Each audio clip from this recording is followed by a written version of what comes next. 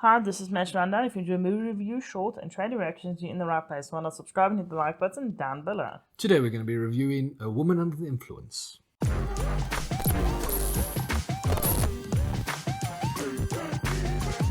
A Woman Under the Influence is a 1974 drama film written and directed by John Cassavetes, starring Gena Rowlands as Mabel Longhetti and Peter Falk as Nick Longhetti. A Woman Under the Influence follows the story of Mabel Longhetti, whose unusual behavior leads to conflict with her blue-collar husband and family. So let's look at the good, and it's a real slice of life movie. It really feels like it was a homemade movie, kind of. Like they just found footage and spliced it together to make a feature-length film. So in that regard, it's very cool, very well done. And I think the acting was superb, and I think that's what separated from, a classic home movie where, we just set up a recording here. It's just the actors were superb. They really pulled it through, and I don't think this movie would have been worthwhile watching had it not been for the great actors. Yeah. There was really a lot of emotion on screen, and they've managed to portray a lot of different emotions, heavy emotions, very, very well. Yeah, and I think Gena did an amazing job because she carried the emotions through most of the time. And I think her character is rather complex because she starts off relatively unstable. Yeah. And then she progressively gets more unstable as the movie goes through.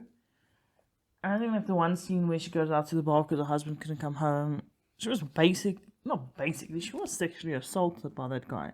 He got her completely drunk, brought her home, she screamed and said no, and then he did what he wanted anyways.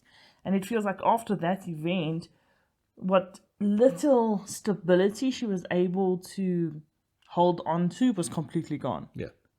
And she just completely lost it. And I think he was no better. Yeah, Peter Falk was very typical blue-collar, what you would imagine a blue-collar worker to be. He very much was trying to be in control of everything, but kind of in his controlling way messed everything up, like totally.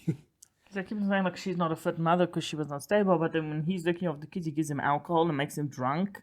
Yeah. Forces them to have fun when she was much more natural and got them to have fun. I think he was completely ill-equipped for the whole situation. Completely. And like you say, kind of that 1970s idea of what a blue-collar husband would be because he's not used to running the household, so he has no idea how to handle the kids. No. And unfortunately in this he's also rather abusive. Yeah. Because towards the end he slaps her and it's like, I don't know if it's portrayed by some people as he was slapping sense into her, but I didn't feel that was the case. I feel like what got sense into her was him threatening to kill her children. Yes. Because it was like, if you do not bring yourself and get yourself together, everyone's going to die. And I think that's what got her to actually, go along at the end. Yeah. Versus, it wasn't like a slap you straight kind of thing. It was like, I'm going to murder your kids if you don't stop doing what I want you to do. Yeah, so he's not great. I don't think most of the characters are very nice. No, they weren't great, but they were very relatable characters. They were very real characters. You've come across people like that. You've seen people like that. You've spoken to people like that. It's real. Even her mother-in-law is kind of not very nice and controlling and like, oh, she's not good enough for you kind of thing. And her father, she looks at him, asks for help, and he just kind of ignores her. He also seemed very powerless in the situation as well, though. Like, he couldn't do anything. But he could have. He decided not to. He felt like he couldn't do anything. I think a lot of this movie just makes me feel like it reminds me how subjugated women were. So even though it was better off in the 70s, the direction and power you have over your own life is almost invincible. Yeah. Or invisible. It's just non-existent probably is more accurate. And I think that's the whole point. It's like she's under the influence of so many things that she has really no control over her own life in this. Yes.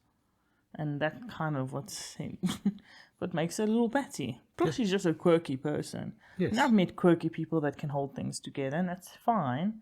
But if you're quirky and, repressed and all these things together, that's when you become so unstable.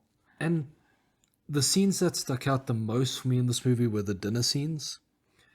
We watched Secrets and Lies recently. And in that, there was also quite that dinner scene where we kind of felt invited and we felt part of the group and we were sitting at the table.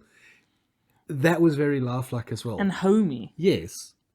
This was different.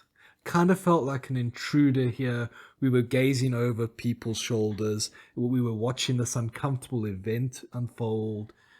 Almost like us watching it made it harder for everybody involved. Like, very, very different feel to Secrets and Lies. And they stand out. The dinner scenes are insanely good. And the dinner scenes are often what leads to the very high lows that are in this movie. Yes. Because everything seems all good and homely and fine until, something breaks out and then it just escalates and goes nuts. And the music is pretty different because there's like no music throughout the movie except for a couple of points, and it's weird points as well. And when the music starts, it's almost jarring because there's no background music and then there's suddenly background music, and they're very effective but very weird, very cool. I think that also helped it feel more real because you didn't have this like whimsical or dramatic music in the background. Yeah. So it felt more like, your day-to-day life because we didn't have music in the background unless it's in your head. Okay. I was going to say. But just in general. So I think that helped ground it. Yeah. And the end of the movie is very fitting because it just kind of ends. There's no real resolutions to anything. There's no everything's better or everything's worse. It kind of everything just continues. And I think that's kind of the perfect allegory for life because everything just continues. We just push on. Life continues. Good, bad, doesn't matter. You just have to push on. Yeah. And this was the real just like slice of life. We took out this section of these people's lives. We watched it. We don't know what happens with the rest of their life. We just got this section. So if you think, someone can look over a specific part of your life, and depending on the part they look at, you might seem unstable or having a bad time or maybe not such a nice person.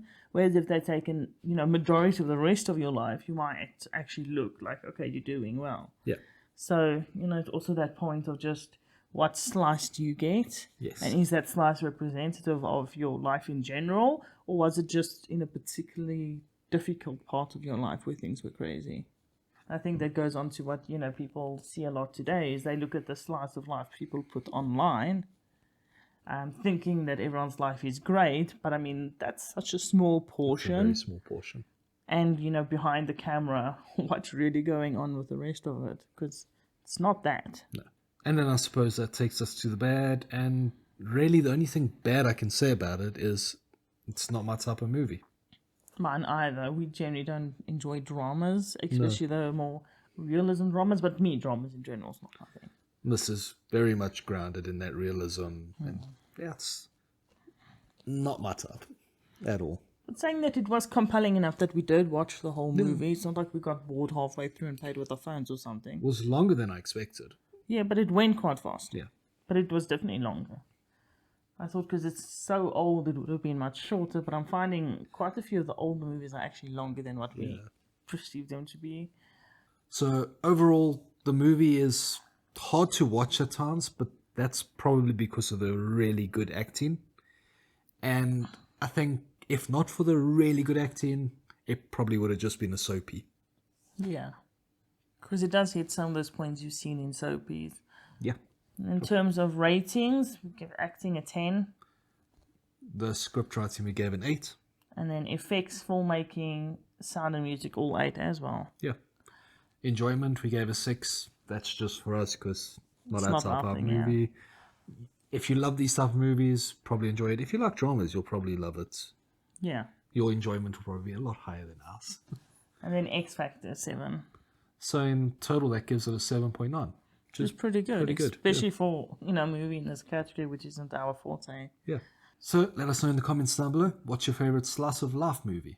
Don't forget to like and subscribe. Bye. Later.